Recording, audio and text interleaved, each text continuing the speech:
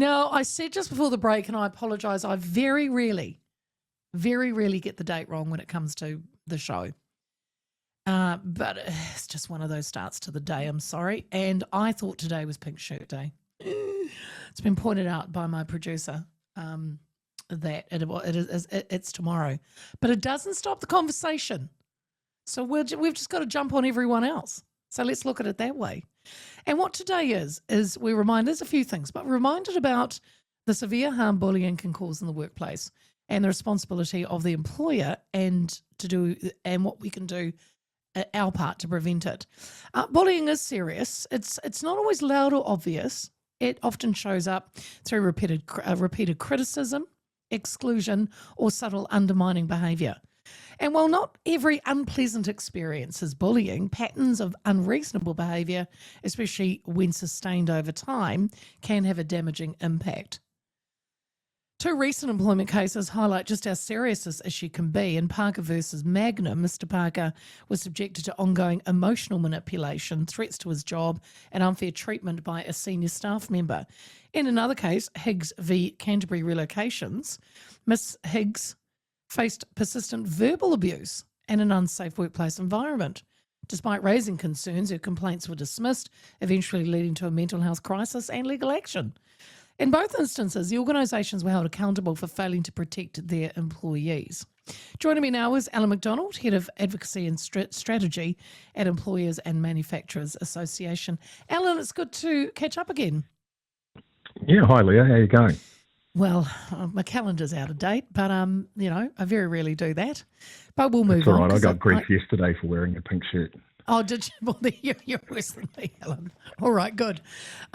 Look, what legal responsibilities do employers have when it comes to preventing and responding to bullying in the workplace? Well, it sort of comes under that workplace harm regime. So, you have a duty of care to your employees.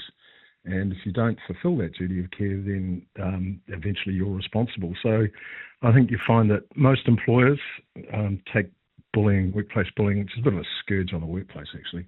They take it very seriously. And if it is brought to their attention, more often than not, then they will act on it. So I think there's greater awareness around it, both from the employee and the employer side. And there's a greater willingness to take action on it. But it doesn't just have to be the employer, it could be the other employees as well. Sure. And actually that's what I just wanted to ask. You've said most employers are aware. I wonder though, are they aware of their obligations or is there still a bit of a knowledge gap in there?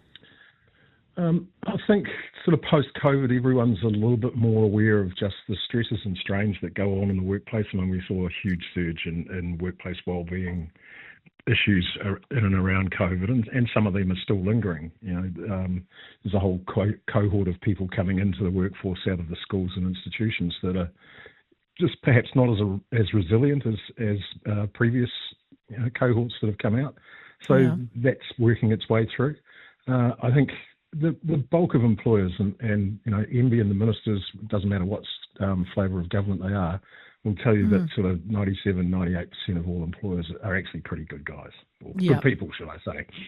How does the power dynamics work, Alan? Because if you're being bullied, say, from a senior manager, does that complicate the process of addressing it? Yeah, it does. And I think that's where, if there's an experienced people in the workplace or a trusted person in the workplace, and they could well be trusted by that very person, and you can seek a bit of guidance and a bit of help from them, and that person might be the one to say, hey, you're just getting a bit out of line the way that you're treating this person. And it might be strong enough for the occasional instance where, somebody said something that's a bit naff. And you go, oh, that's a bit out of order. In the past, you'd probably let that slide. Now you don't. Yes. Where you get the repeated instances, then you probably have to go around that person and take it further up, because there is a duty of care and responsibility on the CEO or on the employer or the owner to look after their employees. So they have to do that.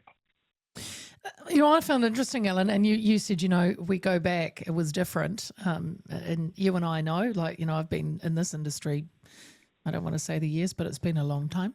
And, I was in it before you. And yeah, well, and when I think about, what we used to say and kind of what went down, going back 30 years, it's a completely different ball game now. And to a point though, Ellen, I must say, I think it's become, in some instances, it can become a little bit too sterile. You know what I'm saying? So whereas it might have been too loose 30 or 40 years ago, now people, and this is my question, there can be subtle bullying. So it can be exclusion or constant criticism or undermining behaviour. So it's pretty hard now for employers maybe to pick up on that conduct. What is the bullying? You know what I mean? Yeah, and that's a line you have to draw and have to find. And I think that's where the support of your peers in the workplace is very helpful. If you do have a colleague or two that you can just go, mate, this is getting out of hand. What do I do here? How do I fix this? Or, in the case of small businesses, the employer's probably going to see it. Or be made aware of it fairly quickly. And then again, it's how fast you act. Now, in some cases, employers just maybe don't know how to react. And there are places like ours, like the employers and manufacturers, where you can go to our advice line. We've got consultants, we've got legal teams. But you also don't want to escalate it straight to the lawyers, right? Because then, if it goes to that stage, then you've probably lost the employee. You've probably annoyed a couple of their friends and people in the business. And you lose potentially a good productive person, or you impact those around them. So, getting some good advice, sometimes it might be your accountant, that has a contact or things like that. So I think, and there's a couple of good websites around as well. So I think finding a little bit of advice that you can trust, just figuring out if you do actually have to escalate it or not, because you can get to the stage. Some of our consultants actually have private investigator licenses so that they can carry out investigations when it does go badly wrong. Now, you don't want to get to that point straight away, right? Because that's you can hear the tills ringing when you do that. Oh, you don't have tills anymore, but I've just aged you and me.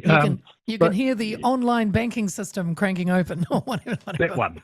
And if the employee's in a union as well, the unions have good advice around this too, and they've got some good, sensible people working with them.